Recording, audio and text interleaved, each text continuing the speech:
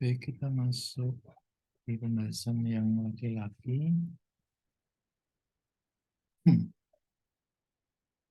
Oke, untuk pembahasan laki-laki itu nanti ada dua macam. Yang pertama adalah ejakulasi dini, yang kedua adalah erectile dysfunction atau disfungsi ereksi. Ya, yang bawah ini. Nah, perbedaan antara keduanya adalah bahwa eh, untuk yang disfungsi ereksi atau biasa kita sebut dengan impotensi itu adalah ketika penis laki-laki itu tidak bisa mengeras atau terdapat gangguan. Bisa dia lemah atau bahkan tidak bisa sama sekali. Yang kedua adalah ejakulasi dini. Nah, ejakulasi dini itu kaitannya bukan tentang dia bisa mengeras atau tidak. Nah, dia bisa, akan tetapi eh, pada saat terjadinya ejakulasi, yaitu pengeluaran air mani, maaf ya, dari penis itu terjadi secara terlalu cepat, tidak normal, ya. Jadi penis kita terlalu sensitif sehingga cairan mani mudah keluar. Oke, gambarannya seperti itu. Kita masuk di yang pertama adalah ejakulasi dini. Ya. Nah, ejakulasi dini ini juga cukup banyak terjadi pada pria. Ya, prevalensinya, prosentasenya itu cukup banyak. Ya, kemudian ada pada beberapa orang yang bahkan dia sudah mengalami ejakulasi bahkan sebelum melakukan penetrasi ke dalam vagina. Ya, seperti itu. Nah, ini yang sudah cukup parah. Nah, untuk yang ejakulasi dini ini kaitannya adalah kebanyakan mengenai stres dan kecemasan berlebihan. Seperti itu. Ketika kita mengalami stres atau kecemasan itu, maka terjadi gangguan pada proses ejakulasi nanti. Oke,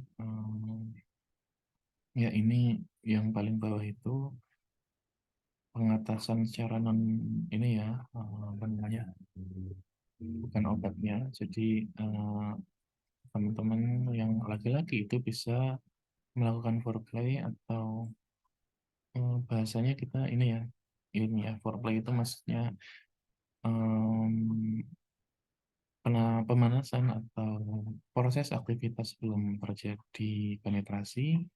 Kemudian harus juga kita latih untuk mengelola stres dengan baik itu, atau eh, gambarannya adalah kita harus bisa mengelola psikis kita agar tidak cepat keluar. Itu seperti itu ejakulasi di sini. Ejakulasi dini.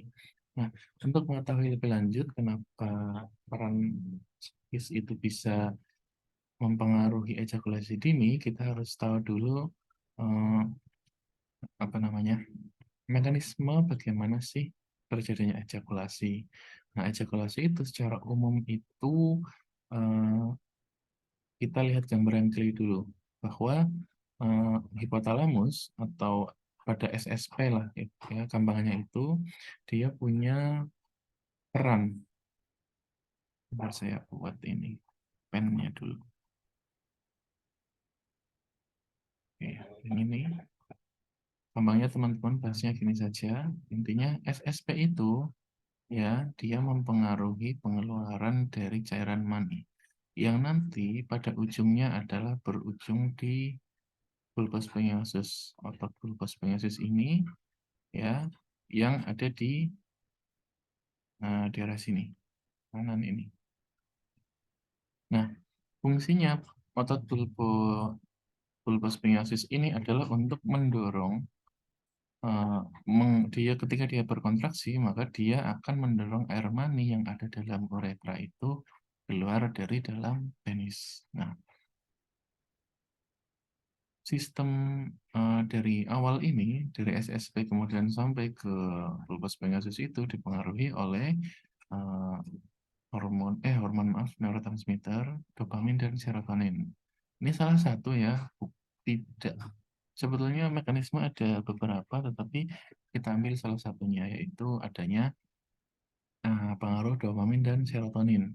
Bahwa ketika terjadi dopaminnya naik, atau ibaratnya gini, dopamin itu akan menstimulasi ejakulasi, sedangkan serotonin itu akan menghambat ejakulasi. Seperti itu ya.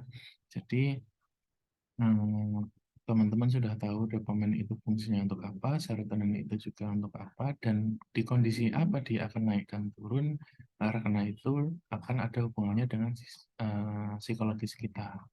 Ya, oleh karena itu kita harus eh, mengontrol pikiran seperti itu. Itu secara non obatnya.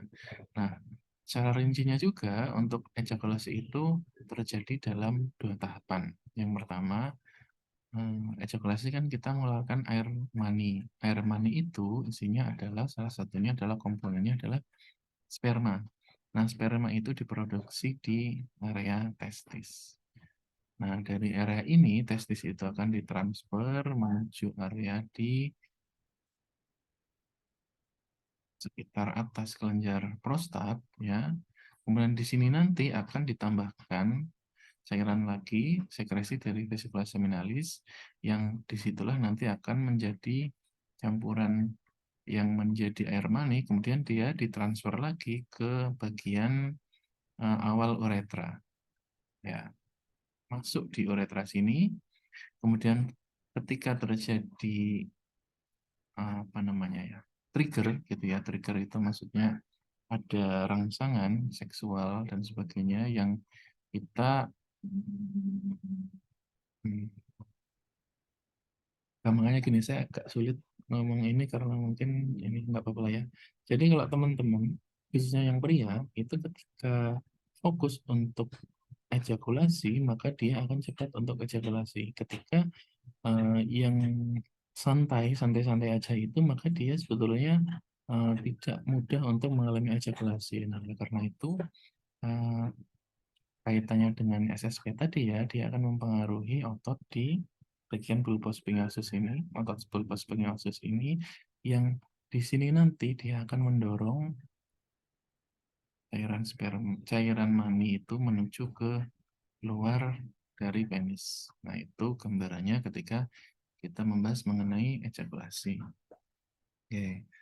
Perbedaannya ejakulasi dengan ereksi bahwa ereksi adalah ketika batang penis itu menegang, mengeras. Nah, fungsinya ereksi adalah agar terjadi penetrasi. Yang kiri itu tidak terjadi, yang kanan itu terjadi. Seperti ini ya. Maka ketika masih dalam keadaan kita sebutnya istirahat gitu ya, maka dia tidak bisa melakukan apa-apa. Nah, tapi ketika sudah terjadi penegangan ini, maka dia bisa melakukan penetrasi dan akhirnya nanti mengejakulasikan cairan mani ke wanita seperti itu. Oke, nah inilah yang kita sebut dengan ereksi, bahwa dia terjadi pengerasan pada penis seperti itu. Ya. Ketika dia tidak terjadi atau sulit untuk mengalami ereksi, maka inilah yang kita sebut dengan disfungsi ereksi atau bahasa Inggrisnya erectile dysfunction, atau kalau sudah parah tahapannya bisa sampai impoten. Dia tidak bisa berdiri kayak gitu. Nah, kondisi ini diakibatkan oleh aliran darah. Sebetulnya itu ketika kita mengalami ereksi, itu ada darah yang dipompa menuju ke batang penis. Nah, aliran darah ini yang nantinya memenuhi batang penis itu nantinya akan menyebabkan dia menjadi keras seperti itu. Nah, ketika tidak terjadi proses seperti ini, maka dia terjadi disfungsi. Bisa karena penggunaan obat-obatan maupun lagi-lagi kecemasan juga seperti itu ya. Gambarnya seperti ini, sama seperti tadi, bahwa kita lihat ya, ereksi itu, bentar saya, oke, ya, kita lihat di hipotalamus ini. ya, ada stimulus rangsangan. Ya, dari sini, stimulus inilah yang nantinya akan menyebabkan terjadinya perubahan di area sini. Ya, perubahan itu seperti apa? Kita lihat yang kiri, ya, adanya stimulasi seksual ini, ya, nantinya akan diteruskan terus stimulasi itu dengan neurotransmitter NO, nitric oxide ini yang nantinya, ya, fokus di sini aja karena kita nggak belajar farmakologi, kita cuma ringan aja. Jadi intinya eh, penghantaran impuls ini dari stimulasi seksual yang nantinya akan menyebabkan relaksasi dari otot polos, ya. Dan juga relaksasi ini lokasinya ada di mana, yaitu di sini corpora cavernosa itu daerah sini. Ini nih, ya. Jadi ini arteri ini, ya, dia akan menyuplai darah seperti itu dan menyebabkan corpora cavernosum ini yang akan membesar. Nah, ini yang kita maksud dengan penis dipenuhi oleh darah itu seperti ini. Ini keadaan ereksi. Darah akan mengaliri eh, batang penis, ya, yang tempatnya kita sebut dengan corpus cavernosum ini.